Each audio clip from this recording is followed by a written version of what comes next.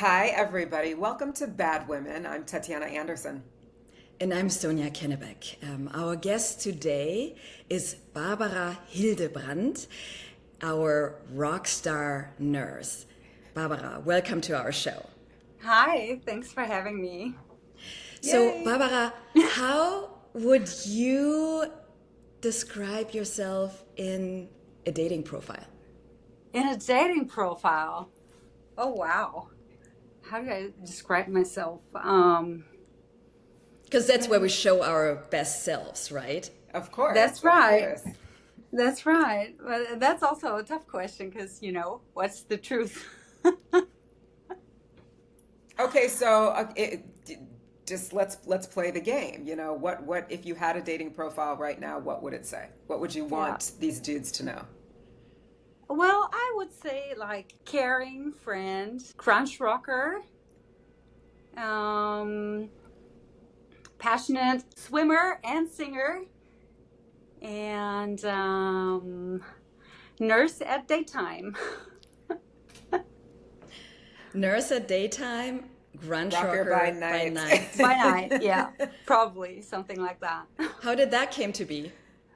How that came to be? Well, actually, I always wanted to do like music, and but somehow, you have to earn money, so that's how it came, actually. Yeah, and so I figured that would be like a nice job with like a little bit purpose to do. You talk about purpose, and Sonia was sharing a story with me about you, about how we'll have you tell it, but you were dating and basically chose music over a guy. Can you tell us what happened? Oh, what did I do? You What is tell this? us. What's the I sort story, of Sonia? remember, so okay, Okay, I remember that, and we are very close friends. right. That there was, and it's some years back, and you've been working and dedicating so much of your life to being a nurse and caring for people and doing a pretty like heavy, stressful job. But there's always been this pull of music and this passion for Right. music. And there was a moment, if I remember correctly, where, you were dating and somehow it wasn't fully fulfilling and you thought about like, what do I really care about in my life? Like Yeah. what is giving me meaning? And you communicated that, hey, like, and I remember you were calling me, it's like, I want to do music. I just care about music. I really, I'm going to, adjust my job in a way to make more space for music, Yeah. and really, yeah. Tell me about the Tell Oh us. yeah, transition yeah. I in the life. remember. Yeah, I remember that because I had a phase a couple of years ago where I was like, okay, you have to finally get serious in life with your job and settle down and do all this like serious grown up stuff, and it just didn't fulfill me. Like I was really like not myself, and friends could tell. And then I was like, why did I even, stop, doing making music, writing songs, singing in a band? Like, I mean, and then I just made a decision to start to continue my uh, yeah, passion for music, and it worked out really good. I actually want to share a little bit of your music because it's so fantastic. We talked about this whole sort of grunge rock, but maybe one you can sort of describe a little bit more of your style of music. But let's listen to a couple things that I found on Instagram that I liked. Okay.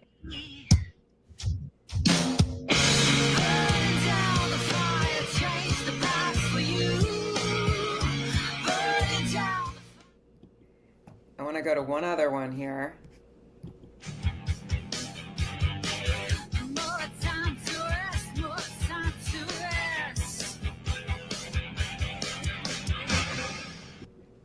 That's hot. Thank you. Thank Totally, you. totally hot. So describe, like, how would you describe your music? Well, I think I mean, me and my other bandmates, we're three. And I think we're really like, we all grew up with like 90s grunge rock music. So, that's like a style and also like a lifestyle, I would say. So it's very much influenced by 90s grunge music and also by blues music. I mean, it's the beginning of everything. So, like, I would say, like heavy blues music. And maybe, yeah, of course, like a little bit of pop music here and there. And you know what? Yeah. Um, Pretty much like you can put it in a corner of rock music, I would say. It's, yeah, that fits. And I know you play music because it's part of your passion. It's something that you want to communicate to people, but music is also a tool to bring people together, to Yeah. create community. Do you think about it like that, or do you notice that when you're performing or when you're writing pieces? I mean, how much do you think about community when it comes to sharing your gifts of music? Yeah, well, when in the process of writing, I don't think about it at all, and it's just us three, and then you kind of get like the vibe, like, oh, this is working, like this is really good. Like you just, you know, it's something you just feel like if it's like everybody's vibing on it. And life, I would say, I just you realize when you know you see people how they react to the music if they you know start clapping for example or just do like you know don't walk away basically. I mean you can just tell if people like if they're into that music, you know, and yeah, yeah, you can feel the energy, yeah. Yeah, and kind of going back to that, like how this transition happened a few years ago, I think that is of great interest to all of us because we are all in this phase in our lives where we wonder what matters, right? Yeah. And some of us are, have been focusing for many years on our jobs, and like you did as well, and then trying to find partnership or figuring out, do I want what is the regular expectation, that family life? But then there's also passion, what fulfills you, and art and creation. Yeah. So combining all of that and having, quite honestly, the guts and the courage of, really deciding and making this decision. I'm going to do what matters to me is what I really loved about your journey. Did it feel like you were sort of taking a leap of faith? Were you scared when you made that step a few years back? I was never scared, actually. It was like the total opposite. I just totally freaked myself starting it again. And Wow. it just, yeah, it just felt better because it's like if you want to do something and, you know, you kind of feel like you have to hold it back. I mean, it doesn't have to be music for other people, it's other stuff. But for me, it was like since I was little, it was like singing and having music and bands. And yeah, once I had that again back in my life, I was like, yeah, a better person or more me. Yeah, yeah, It sounds yeah, like, what yeah, what you did is almost like a form of self-healing, right? yeah, You just decided to be like radically authentic with yourself. You decided you wanted to focus on music and you took that leap of faith. And I absolutely love that you're discussing that because that's one of the themes that we talk about here. Being yourself and what it takes to do that and healing, right? And what also strikes me is your path on music to sort of heal the direction you were going in your life and the things that you want to do really aligns with your career, which is in nursing, yeah. and also about healing. I just sort of thought of that. Have you ever thought about the connection between music and healing and how they, well, music and nursing rather, and how they Yeah. both sort of introduce this idea of healing? Well, I actually I never had that thought, but Sonia It just always occurred did. to me. She always was like, you know, this is like it fits you perfectly fit to like these both things like totally are you and it both like fits you. And to me it was always like two different things. Like the one was like the thing which is kind of okay and I have to somehow earn money to do like my expensive hobby to be free in that. And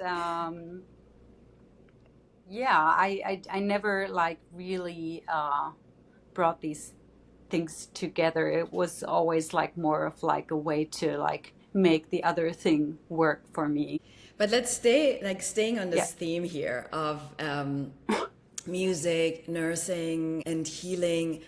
As a nurse, as a healthcare professional, you see a lot of things. Like Right. that to me is really what I've admired about you. That you are always like you're such an upbeat person, and but you also in your day-to-day job you have to show, and you show so much compassion.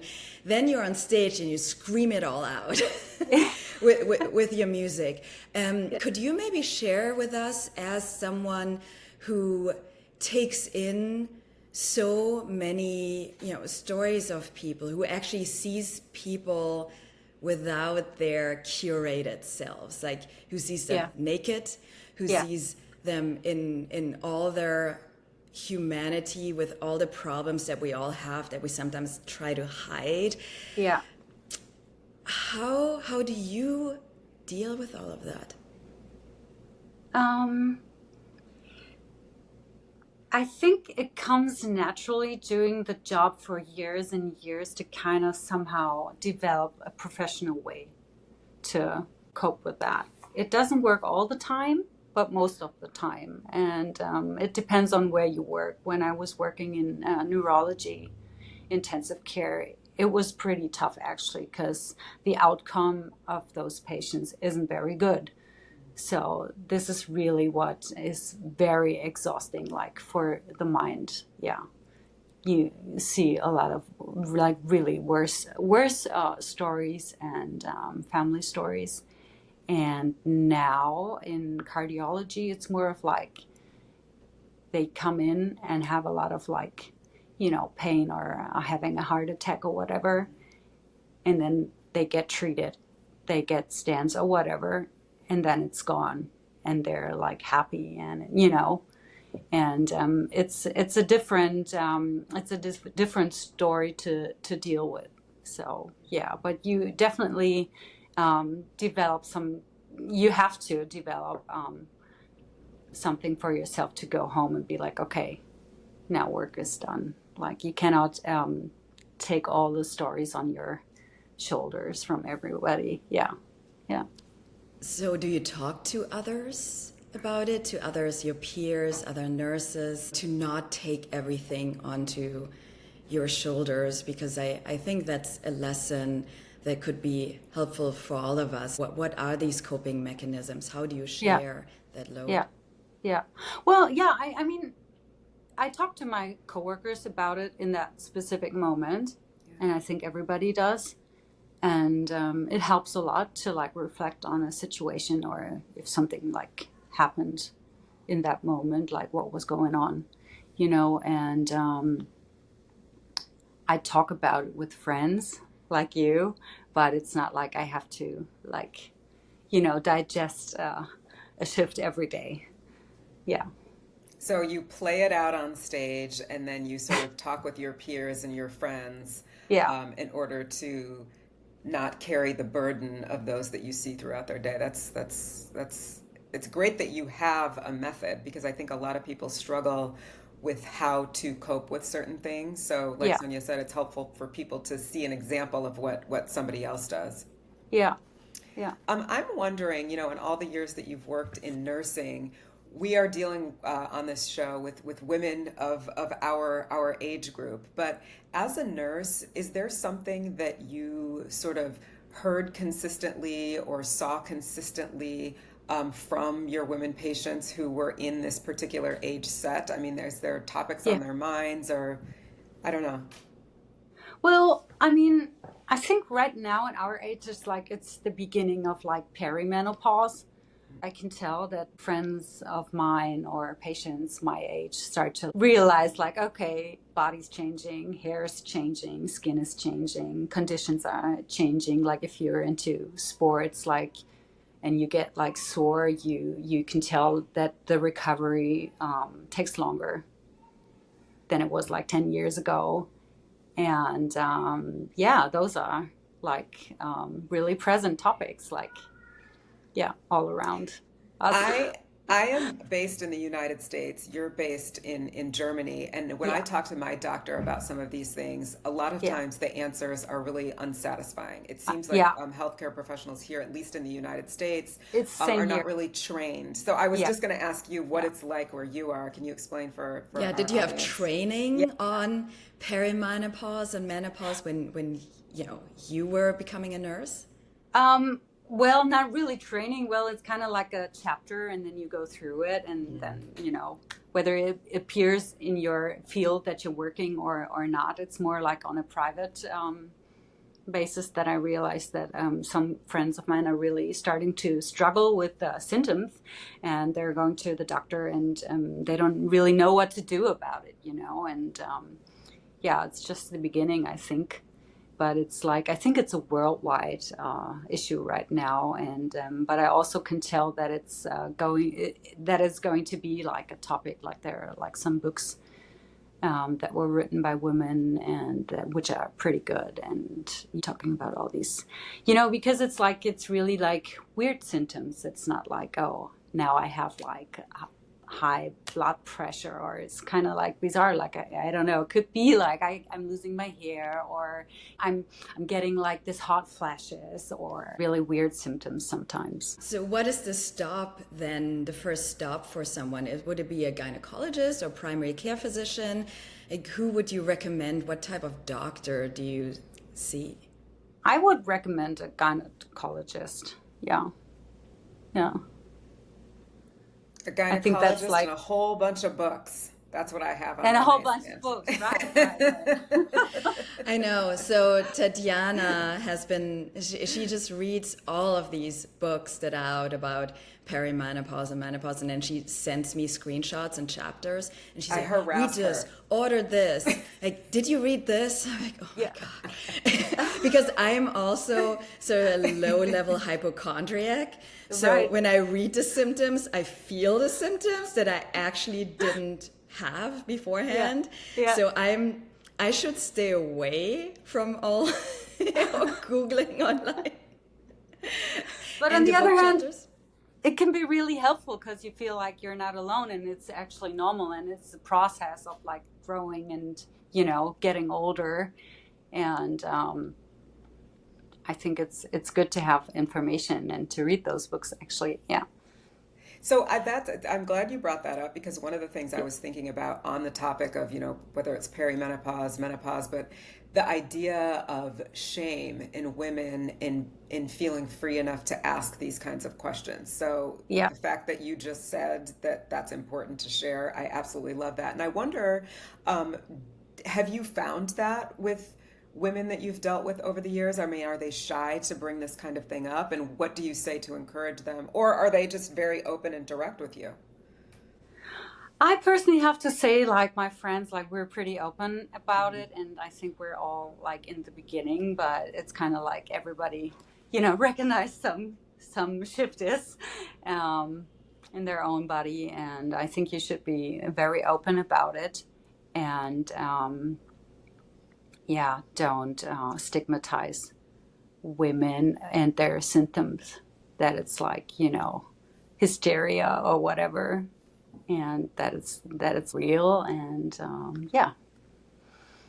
Well, I also think that you, of course, being a nurse and seeing so many things, you have such, people have an inherent trust in you, Yeah. Yeah. that you are not judgmental, that you are always open and compassionate, and I think that makes you very special. I'm curious in your decades in nursing, maybe you have like another lesson for us. What have you learned about people and humans? Is there anything that you've learned through your work? Oh, that's a hard question. Like, do you mean in general or a specific like Well, I thing? I think in like we are in this social media world Yeah. right now. Everyone is always showing their best selves. Right. That is highly curated. But in your profession in healthcare, everyone is at the end of the day the same. Like it's, we, Yeah, I mean, I would take that because that's really how it is. In the end, we're all just bones and flesh and blood. And yeah, that's like we're all the same. And there's maybe a difference, like you can be male or female.